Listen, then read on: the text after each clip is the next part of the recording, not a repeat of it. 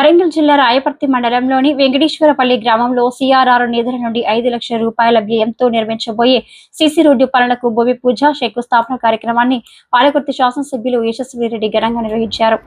ఈ కార్యక్రమంలో స్థానిక నాయకులు, ప్రజాప్రతినిధులు, గ్రామస్తులు పాల్గొన్నారు. రోడ్డు నిర్మాణంతో కాలనీ వాసులకు రాకపోకలు మరింత సౌకర్యవంతంగా మారనున్నట్లు గ్రామస్తులు హర్షం వ్యక్తం చేశారు.